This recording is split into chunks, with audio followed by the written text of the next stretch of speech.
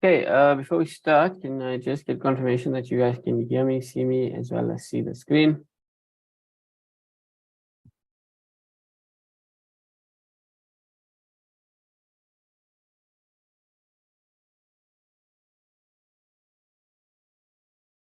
Actually, wait 1 second. I think you guys can type.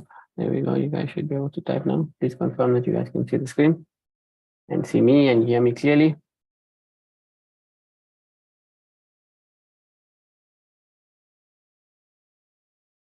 Yes, yes, yes, yes. Okay, brilliant.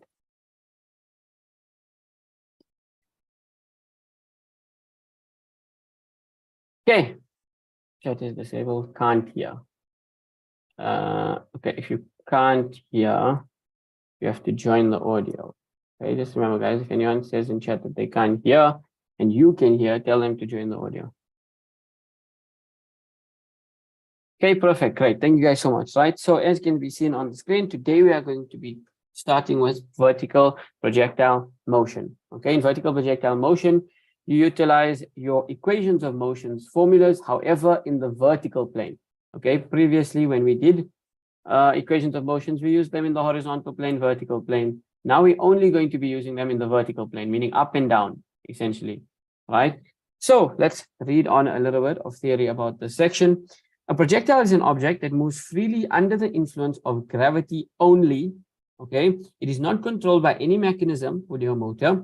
The object is in free fall, but may move upwards, thrown up, or downwards. Right? So basically, a projectile is an object that is falling or moving up in the sky, and the only force that's acting on it is actually gravitational force. Okay, that's pulling it down always. Right? No other force is acting on it. No friction, nothing. We ignore all other forces in the section. Forces on a projectile. In the absence of friction, the gravitational force of the Earth is the only force acting on a free-falling body. So free fall is essentially the same as vertical projectile motion. They have the same definition. Okay, a projectile is basically an object that is in free fall. Okay, so the object during which its motion, the only force acting on that object is gravity. That is what a projectile is, right? This force always acts downwards. That's a key statement that we will revise in a bit. This force always acts downwards.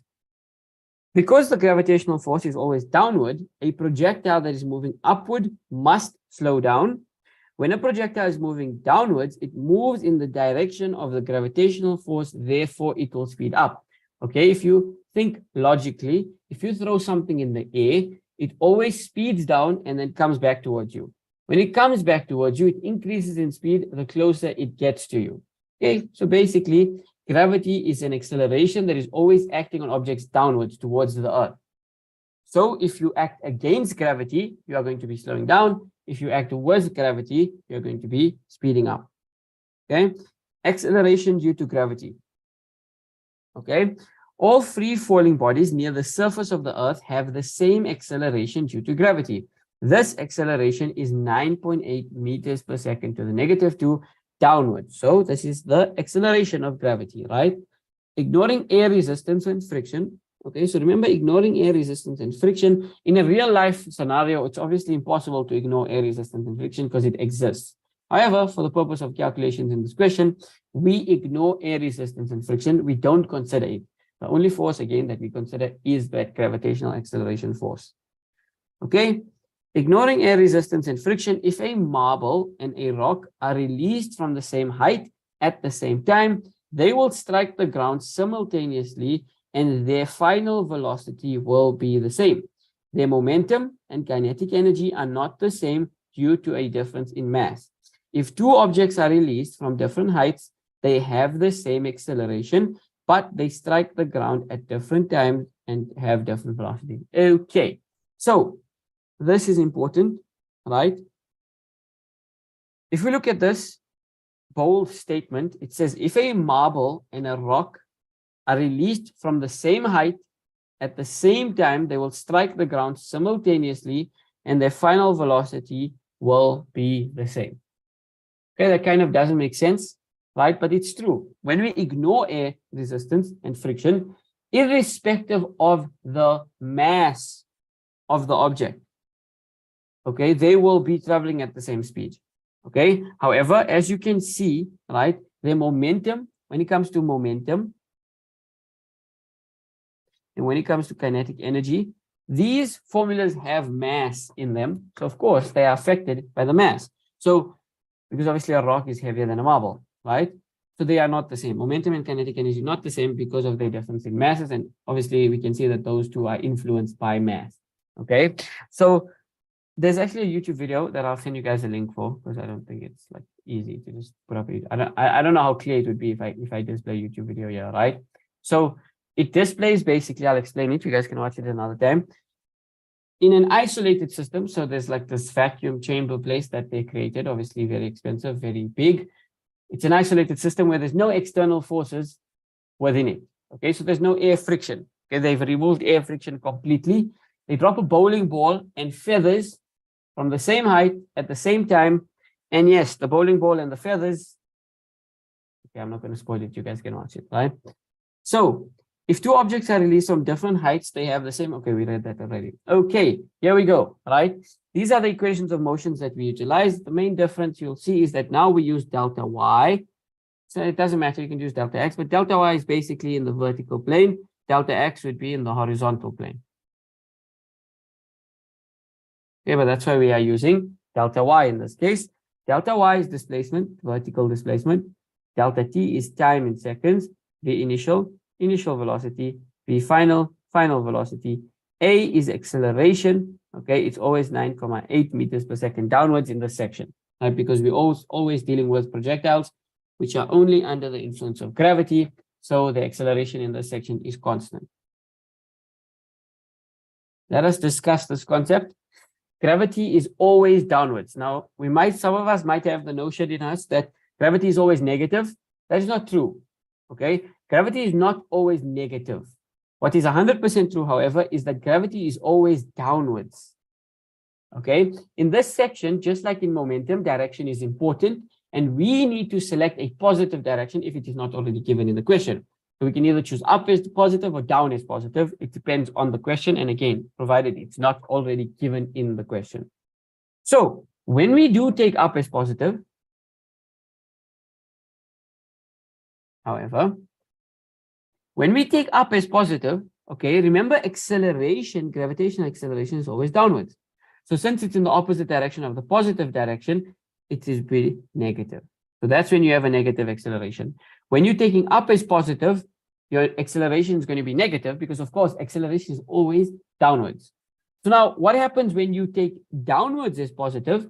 Acceleration is also downwards, always downwards, and therefore acceleration in this case is positive. Okay, so I hope that makes sense. Please do not confuse it.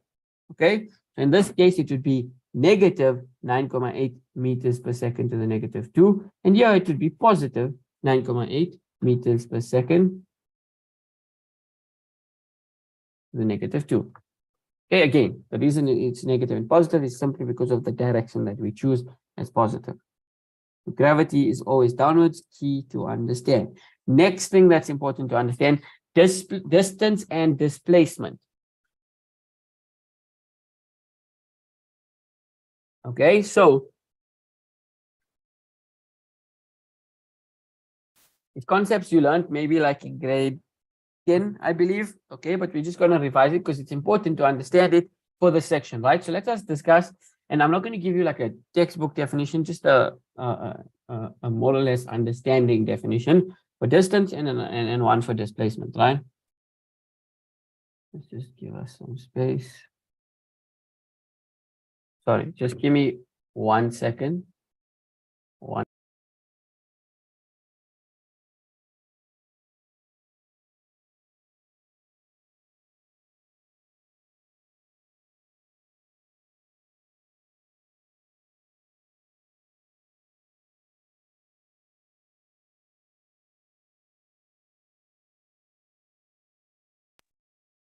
Okay, sorry about that. I just got an important call.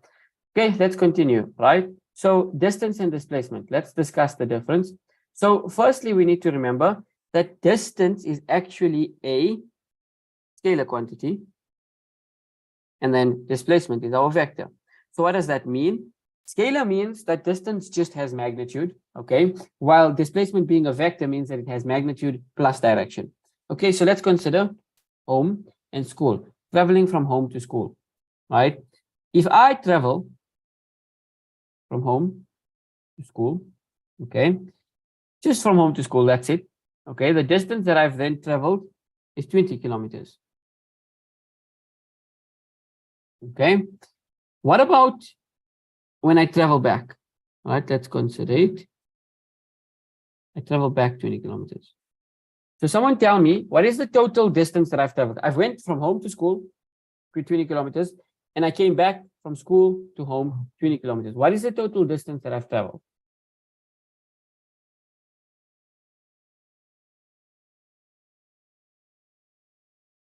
Okay, 40 kilometers, exactly. That's 100% correct. Okay. However, if I go from home to school, okay, let's work, that was the distance. All right. Now, if I go from home to school, I travel 20 kilometers. What is my displacement? Someone tell me, what is my displacement?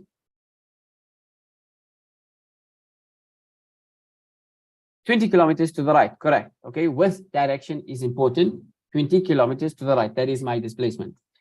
And as soon as I come back from school and I go home, I travel that another 20 kilometers. What is my displacement in that case? Going from home to school and then back from school to home.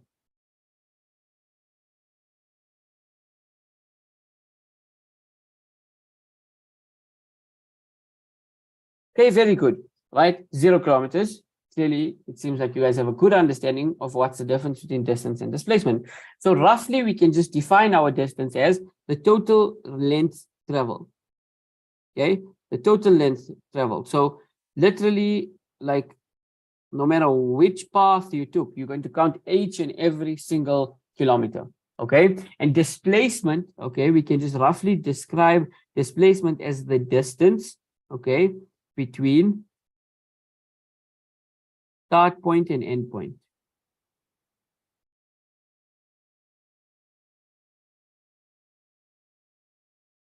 Okay, so for those of you who might be wondering, why is it 0 kilometers? It's because we started at home and we also ended at home. So our displacement is 0. We haven't moved anywhere technically, right? The distance between our start point and our end point is 0. Okay, so that's how the best way to understand distance and displacement. Okay, so let's move on to a little diagram. Okay, that is more like the questions you'll get in an examination. And let us discuss. So firstly, we have a little ball, okay, that is being thrown up from a platform. Here's our platform here.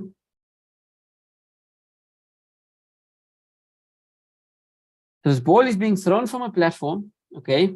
It's thrown upwards, it reaches its maximum height on top and then falls back down. So whenever you have a diagram like this, please note that this is not the actual trajectory or the pathway of the ball. The ball does not arc like this. In this section, it is called vertical projectile motion for a reason. We only deal with motion vertically, meaning vertically up or vertically down. Yes, okay, before I continue, for those of you who join us, please, if you have any questions, ask them in the chat, the Q&A, or the YouTube, for that, for those of you who are there. And yes, these notes will be sent to you guys afterwards. There's a Google Drive, which all the notes are uploaded to, and the link is in the group description. Okay, so yes, the actual pathway of the ball is not curved like that. The ball actually travels straight up, so it's thrown like somewhere here, if we want to speak technically. It travels up. It travels up, reaches max height, okay, and then falls back down along the same route. It travels up, reaches max height, and then falls back down along the same route to the ground. Okay, please note, right? That's how these motions are. The reason it's thrown like this is just so that it's easier to see. How are you going to see what's going on if you just see a straight line? Right? It's going to be impossible to tell what if it's thrown up, thrown down, whatever. Right? So in this case, we can see that a ball that is being thrown up from a platform at 5 meters per second reaches max height, comes back past, down, and gets to D. So the first question says, calculate the time taken to reach maximum height. So how we want to approach these questions is we want to write down all the values that we have. So this is important in vertical projectile motion. All the variables that we know, okay, all the values that we know, we're going to write it down. We're going to utilize our formulas. Okay, you can keep your formulas next to you, right? Even in the exam, in the final exam, you can tear out your formula sheet from the back and keep it in front so that you don't have to keep turning back. Okay, and you're going to sit with your formula sheet and see which one can you use according to the information that you have. Okay, so time taken to reach maximum height is basically from A to B, which is there to there. So we know firstly the initial velocity. Okay, so let's take that down. We know the initial velocity. Okay, of course we know acceleration because it's always 9.8 downwards. Okay, what else do we know? From A to B, from when it is thrown up until it gets to maximum height, what else do we know?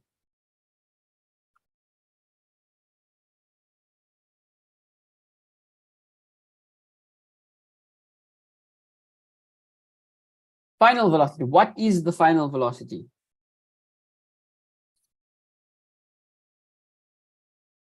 V max h max height v equals 0. V is equal to 0, correct.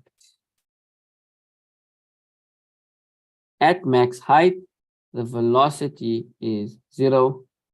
Okay, basically because imagine throwing something up, right? Yes, correct. Thank you for that. Time is unknown, correct. Throwing something up, right? It slows down, and then starts falling back down. So it's a brief millisecond of a time where actually if you throw a ball up and it reaches its maximum height, it slows and completely stops for like a very fine amount of seconds, like a split second. It stops and then falls back down, right? So that's why at max height, the velocity is equal to 0. So our velocity final is also 0. But you don't just write what you have, you can also write what the question wants you to calculate, delta t. Because remember, in order for you to calculate delta t, it needs to be in the equation, right? So let's just take down our formulas one more time. I'm going to write them. So we have v final is equal to v initial, okay, plus a times delta t. Then we have the v final squared is equal to v initial squared, okay, plus 2a delta y. Then we have our delta y, delta x1, which is equal to v initial times that plus half into a times delta t squared. Sorry, just give me 1 second.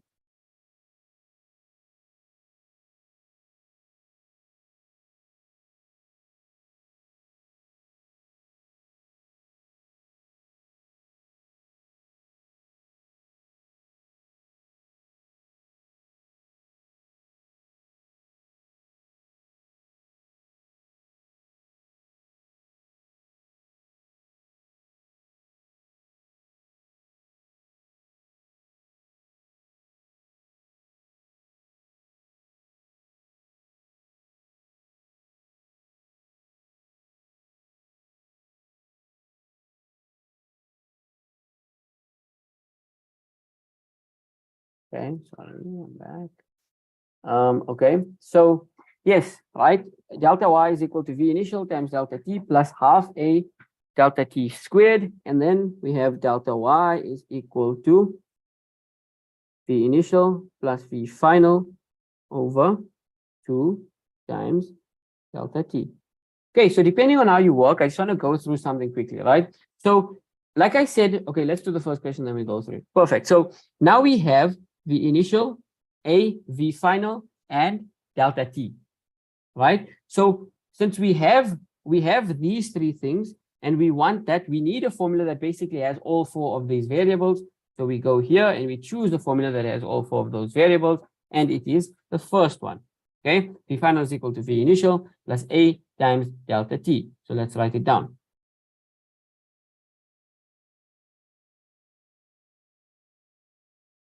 Okay, so now we can substitute our values into this equation.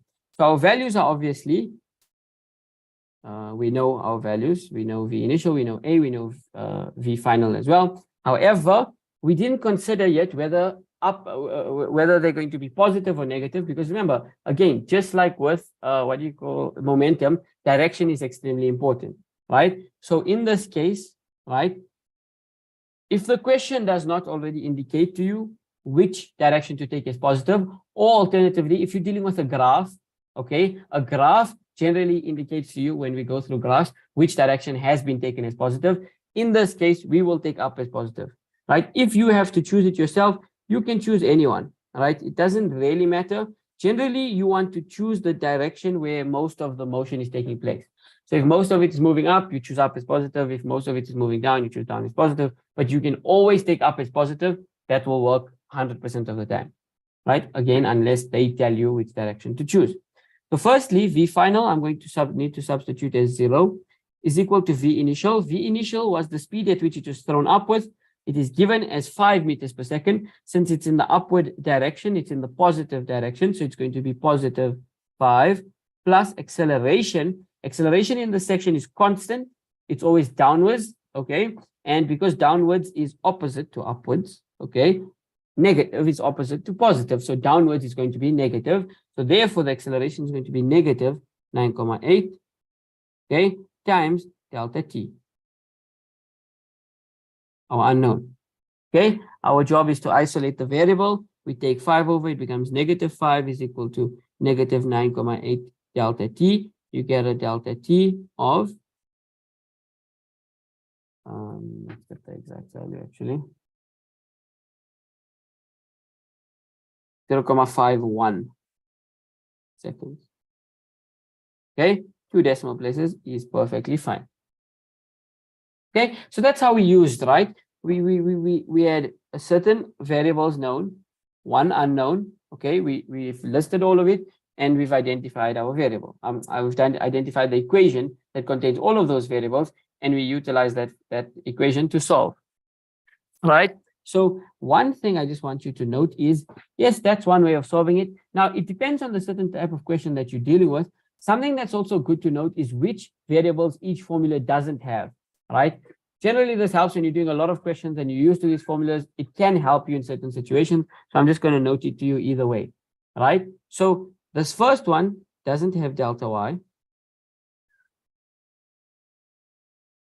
Okay. The second one doesn't have delta t. The third one doesn't have V final, and the last one doesn't have acceleration. So if any of these values are ever unknown, maybe it's the first thing you detect that is unknown. You're like, oh, I don't have a V final. Let me see if I can utilize that formula. Okay. This formula is not often used, this last one, just because it doesn't have acceleration. And again, we always have acceleration in the session, but you could use it. It is a formula that works. All right. So yes, that's another possible, just another way of thinking, right? Let's look at the second question. They say calculate the maximum height above the ground. So that would refer to, maximum height would refer to delta y. Okay, so now with this question, we're going to start at A, okay, and we're going to end at B, because remember, B is the max height, okay? It's not the max height from the ground, but if we can get the distance from A to B, okay, we can therefore get the total distance from the ground. Why? Because we actually know the distance from the ground to the platform. Then we can simply get the distance from the platform to max height, add the two together, and it would give us the maximum height from the ground. Okay, so we can work with the same values that we just worked with. So initial velocity, final velocity, we even have the time now if we want to use that, right? So delta y we have, V initial we have, V final we have, right? And even, of course, acceleration and delta t, we basically have everything. So let's look for an equation with delta y, V final, V initial, delta t, acceleration, right? We could choose one of two, the second or the third, technically that also, the last one, 1, 2, 3, right? I'm going to choose the third one. Why? Because delta y is already left alone. It's going to be easier to solve. Second one. Okay. It's just going to be easier to solve. Look, because you solved for delta t, you might want to use the second one just because in case your delta t is wrong, then if in case your delta t is wrong, you can use the second one and you won't run into that issue. But obviously our delta t is right, we use the right calculation. So I'm going to just use the third one just because delta y is alone and it's going to be easier to solve for. So the formula that I'm going to be using, delta y is equal to v initial times delta t plus half times a times delta t squared. Okay, let's substitute values. So v initial is given as positive 5, time is 0.51 seconds, plus a half into acceleration is negative 9.8, and time squared is 0.51 squared. This is the value of delta y. When I do the calculation, let's check the exact value and see what answer we get.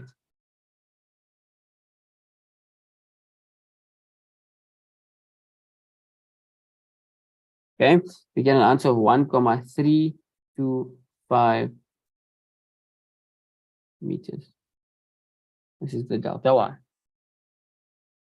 Okay, I hope that makes sense. So basically the delta y, remember that we calculated, is the distance from A, okay, to B, because the V initials that we used were for A. So since the V initials that we used were for A, okay, since the V initials that we used were for A, remember that's the onset of our motion. And where we ended at B, that's why we used the V final as 0. Actually, this one didn't have V final, but yes, we used the time that it takes to get from here to max height, which is 0.51 seconds. Okay, so our initial was at A, our final was at B, therefore it tells us the distance from A to B.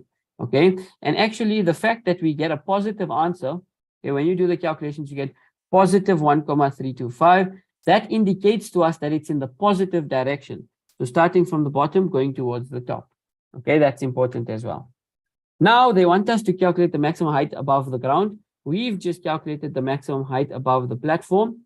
So in order to get the maximum height above the ground, we take the max height from the platform, add it to the height above, max height to the platform, add it to the height above, and we combine it to get our answers. So max height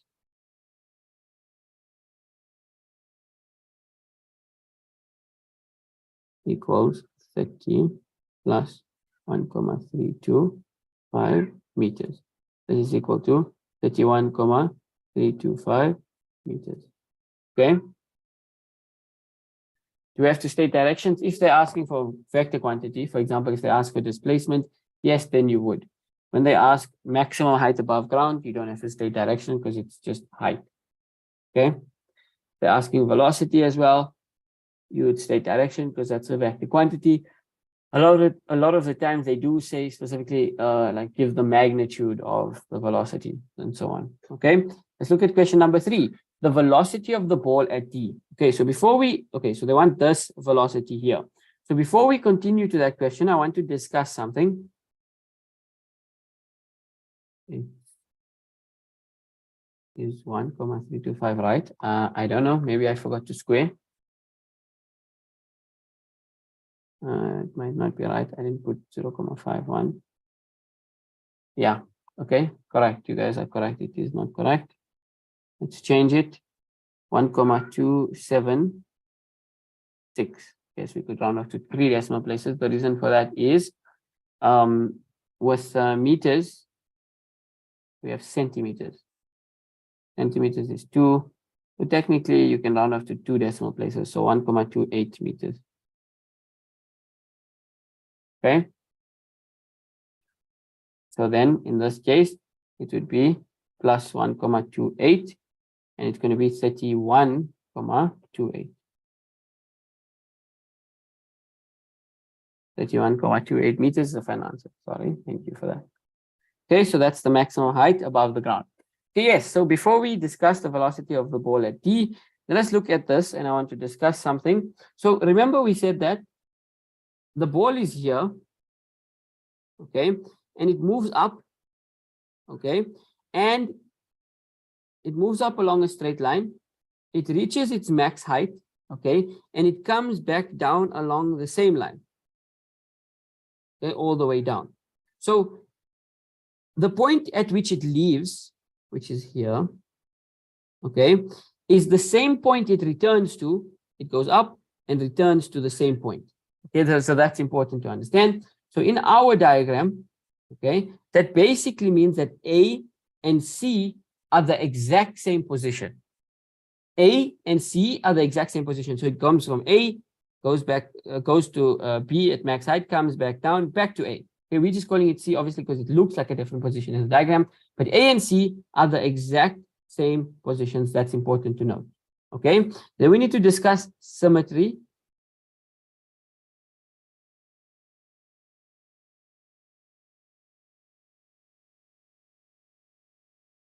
Okay, so firstly, of course, the displacement from A to B would be the same displacement, okay, actually just opposite direction from B to C.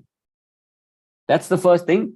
Why? Because A and C are the exact same point. So it's going from A to B, back to A, technically. So the distance from A to B and B to C are exactly the same. That's number one, right? The time it takes to get from A to B, which is actually, we know it as 0.51 seconds. Okay, is the same time it takes to get from B to C, 0.51 seconds. So if you want to know how long does it take for the ball to reach max height and come back to the same position that it was, okay, you would double that amount.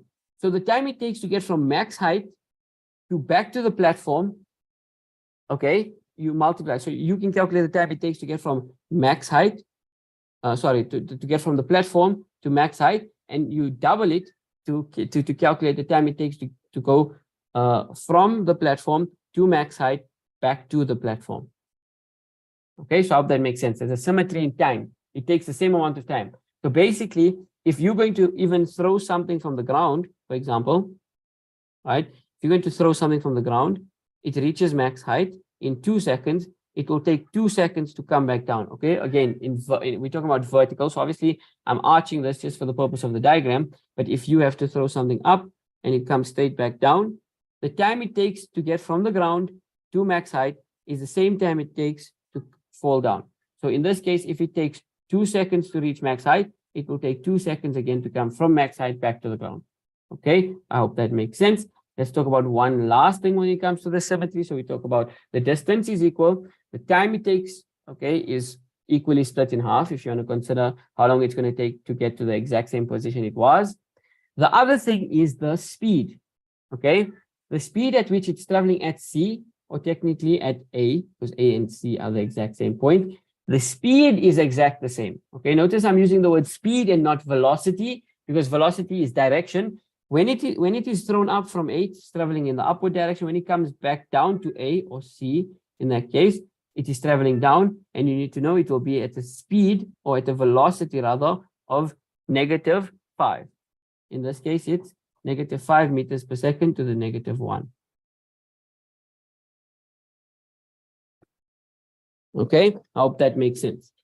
So 3 things: the distance, the time, and the speed, basically. So if you throw a ball up with 20 meters with a speed of 20 meters per second to the -1, the speed at which it hits the ground with is going to be 20 meters per second, and its velocity is -20 meters per second.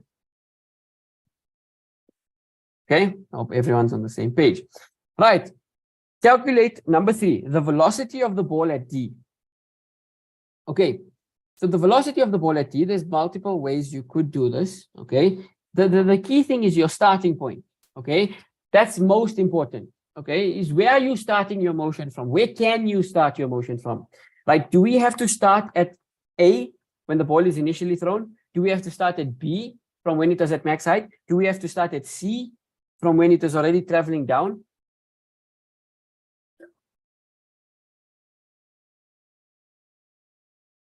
in this specific question, we can start from anywhere. We can start from A, we can start from B, we can start from C. I'm going to do all, right? It's really important to understand this in vertical projectile motion, right? So let's start at A, okay, and take it from there. So if I'm going to start at A, so I want to start at A and I want to end at D. My start point is A and my end point is D. Why is the end point D? Because I need to calculate the velocity at that end point. I need to calculate the velocity there, right? So if I start at A, I know the initial velocity, it's positive 5. So let's just say starting at A. So now, just while we're doing this, right? In the exam, you're not going to generally, there's not like multiple different options to start with. Normally, it's one point that you start with, but you need to understand that you can start in these places first, right? Before, because you might think, oh, we don't know a certain initial velocity, but you might not need to, right? You can, it's difficult to explain now, but let's just do this question. When we do questions, hopefully we can come across something like that. Okay, so when I start at A, I know the initial velocity. I know acceleration. Okay, I want V final. Tell me, what else do I know? When I'm starting at A and ending at D, what else do I know? Starting at C will be easier, probably. Okay, exactly. So it might be easier to start at a certain place. It might be easier to start at C. That might be a thing, right? I think A and C are like the same thing. Okay, but yeah, delta Y. Okay, do we know A? Yes. Okay, I have A. We know A. Displacement, delta Y. Okay, tell me, what is the displacement between A and D? I know the V initial is 5. What is the displacement?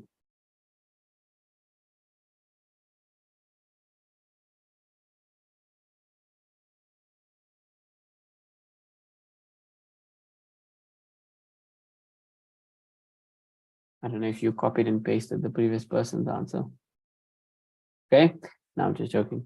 Okay, so 31.28, no. Okay, so we have a 30. 30 is incorrect because it is a vector quantity. When you ask displacement, remember displacement is the distance, just a brief explanation for it, is a distance between where you start and where you end. So if I start at A and I end, so technically D is directly below A, you know, somewhere here, and I end there, my displacement is in the downward negative direction. So my displacement is negative 30. Negative 30 or 30 meters down. That is important to understand. Your displacement is negative 30 because it's where, from where you start to where you end is in the negative direction. Okay, it is not 31.28 because that would be the distance from B to D from max height. So when we started A, yes, we know delta Y as well. Okay, so which formula can we use? First, the second one, I believe. V final, V initial, 2A delta Y.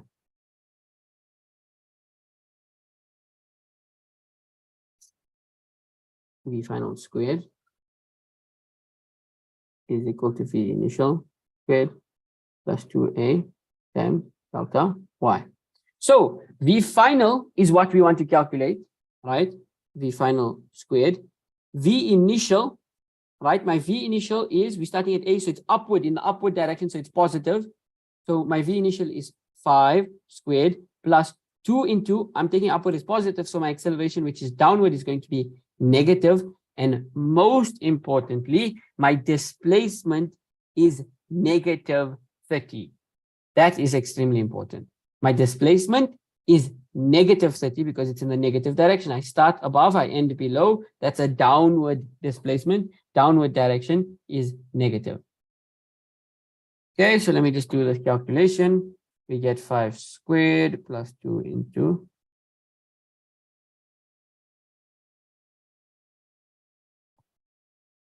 Okay, double check this for me, but I'm getting a V final at the bottom of 24,76 meters per second to the minus 1. Okay, let's start from B this time. Again, I'm going to repeat. It's not like the exam is going to say, oh, start from B and calculate this. You just need to know how to start from any point. That's why I'm doing both examples. If we start at B, which is max height, okay, we have the V initial, which is 0. We have A, of course. What else do we have? Expand the displacement down again. Y is delta Y negative, so we're calculating the final velocity from C to D. Displacement, correct. Correct. Okay. Yeah, I'll explain the displacement with this question, and if we need to go back, we'll go back. 613. Why are you getting 613? Did you square root it? Okay, so yes, we know the displacement. Okay, we do know V initial. V initial is at max height is 0. So tell me now. So tell me, what is the displacement from B? Okay, one more time. We are starting from B this time. Okay, so tell me, what is the displacement from B? So just remember, the displacement from A to D was negative 30. Now, what is the displacement from B to D?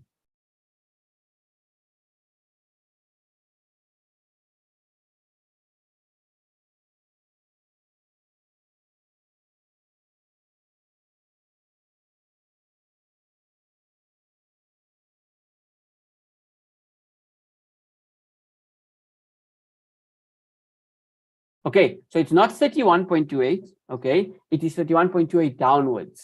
Okay, so for the person who didn't give direction, I'm asking displacement, which is a vector quantity, and you need to answer with direction. Okay, so negative 31.28 is the correct answer, or 31.28 downwards. An explanation for the person who was confused, someone said the ball is traveling downwards, and we chose upwards as positive. So the displacement will be negative. Exactly. So we are choosing upwards as positive. That's key to understand. So anything in the upward direction is going to be positive. So anything in the downward direction, in that case, is going to be negative. Remember, displacement is the distance between where we start and where we end. So if we start at A and end at D, we have traveled in the negative direction. Oh, sorry, we have traveled downwards. Okay, what is 613? Why are you guys getting 613? What is 613? What is that for? Okay, so yes, so therefore, for example, like from A to D, that's why it was negative, because it was traveling in the negative direction. If I had to ask what's the displacement from C to B, that would be in the positive direction, and I would get a positive. Yes, 613 is before they square root. I figured you guys need to square root, guys, because remember, you are getting the value for V final squared. V final squared is in the thing. If you guys are getting 613 as the velocity, you're forgetting to square root. Okay, so yes, the displacement now between B and D. Okay, firstly, we know that from A to B is what? 1.28. Going down is going to be 30 plus 1.28, so 31.28. You got 17.86 as your velocity. Double check your calculations. I don't think that is correct. Pretty sure this is the correct answer. Okay, make sure to substitute the negative for displacement and for acceleration. Make sure everything is correct. Okay, so do we understand why? Okay, but I understand for question 3, you guys are getting 613, but you understand why 613 is incorrect. You need to square root it. Okay, so yes, do we understand why displacement is negative from B all the way to D, traveling in the negative direction? Okay, displacement is negative. So let's start at B. We said we know initial velocity. We know we want to calculate V final. We know acceleration. We know, what you call it? We said we know delta Y. So the formula that we're going to use is the same one. V final squared is equal to V initial squared. Yeah, like for example, when you look at these variables, you think to yourself, oh, what do I not have? I don't have time. Time is not here. Let me try and use the formula without time. It's just literally, it's just like another way. That's why I put it there, just in case your brain thinks like that. Okay. So yes, in that case, plus 2 times a times delta y. V final is the question, what they want to know. V initial, in this case, it is 0 because we're starting at max height. Acceleration is negative 9,8, and this is negative 31,28.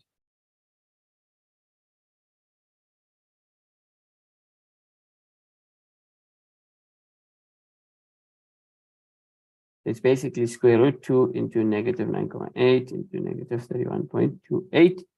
And I'm getting an exact same answer, that the velocity, the final velocity is equal to 24,78 meters per second, the minus 1, sorry, 76.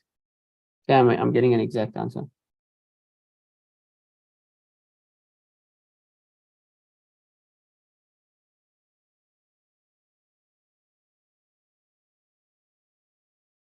Can you please explain the displacement of B to D again?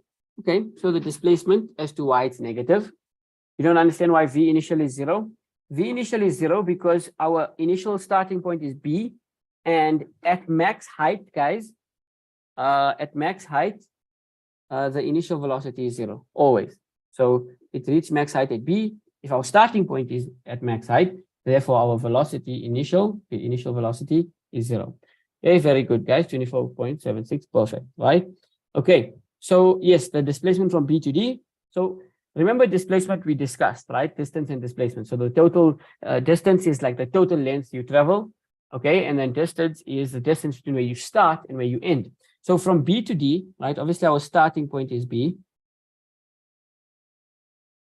and our ending point is D.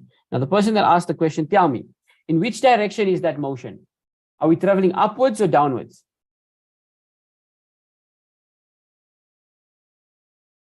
From B to D, are we traveling upwards or downwards? Downwards. Okay, correct. We are traveling downwards. So between where we start and where we end is in the downward direction. In this question, for us, anything that's downwards is negative. So since from where we start to where we end is in the downward direction, that would result in a negative displacement. Does that make sense now?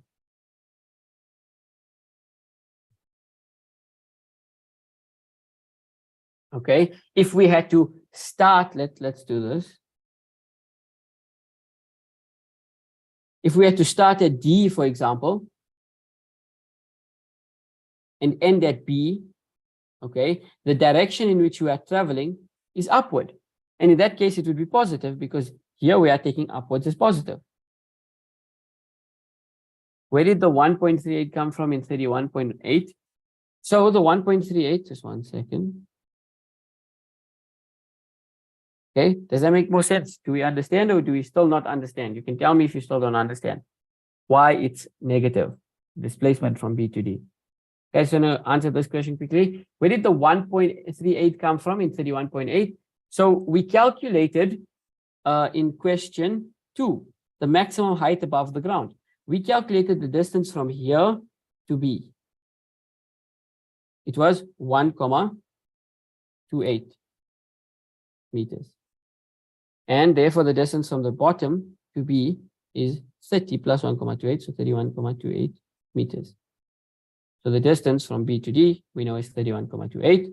Its displacement would be negative 31,28 because we are starting at B, ending at D. We are traveling in the negative direction.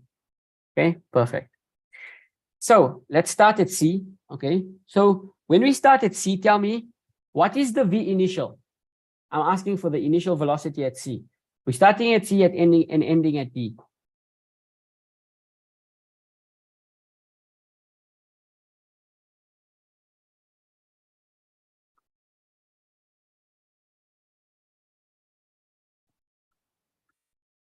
-5 meters per second.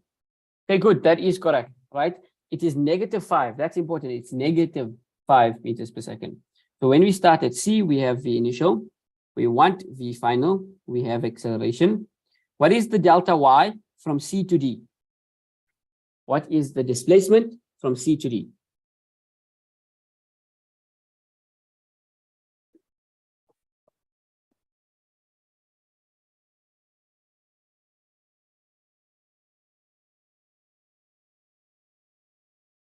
Yes, very good. Correct. Okay, so negative 30 or 30 meters downwards. Okay, obviously for the purpose of calculations, you'd say negative 30. If it's your final answer, then you can say 30 meters downwards. Okay, very good. Nobody has said positive 30, and that's excellent. So that tells me you guys understand when we have negative displacement, when we have positive displacement, we have delta y. In fact, we are going to be using this same formula.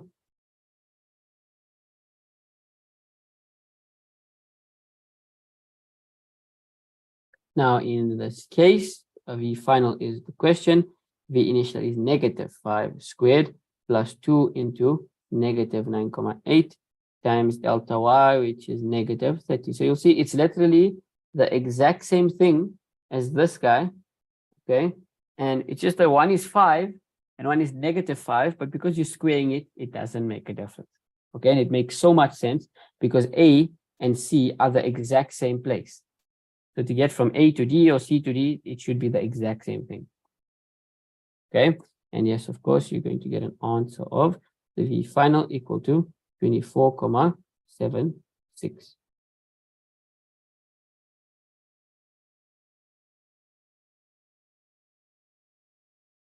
Okay, so let's end it there. When we meet again next week, what we'll maybe do is do the time. All right, we won't like do it many different ways. We'll just do it once. Okay, we'll calculate the time it takes to get the entire motion. We can calculate the time for the entire motion. Okay, then we can continue on to graphs. Okay, we can go through graphs and then eventually we can get through to a question. Okay, time is flying. I do understand. Please tell me, what are you guys busy with in school currently?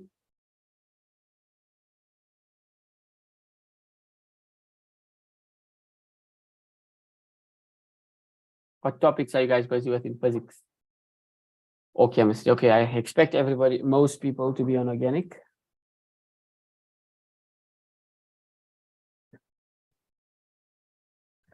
Hey, geez. Everybody doing organic, okay. Okay, some people are vertical projectile motion. Okay, so for the person that said vertical projectile motion, have you guys done organic chemistry as yet or not yet?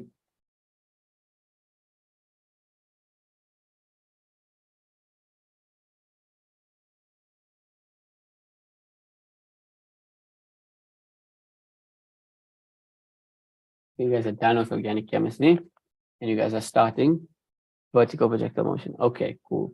So you guys did organic first. Okay, so let's see. We can try our best, which we maybe will be able to complete vertical projectile motion by next week, and thereafter start organic chemistry. Please tell me quickly, when do you guys know your test dates? When are you guys writing?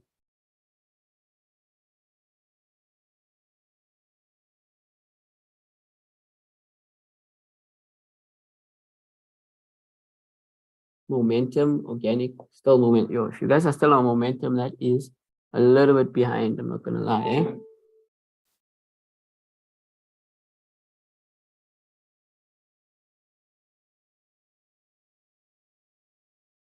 Okay, so 6th March and onwards. Are you going to be doing 2 ball situations?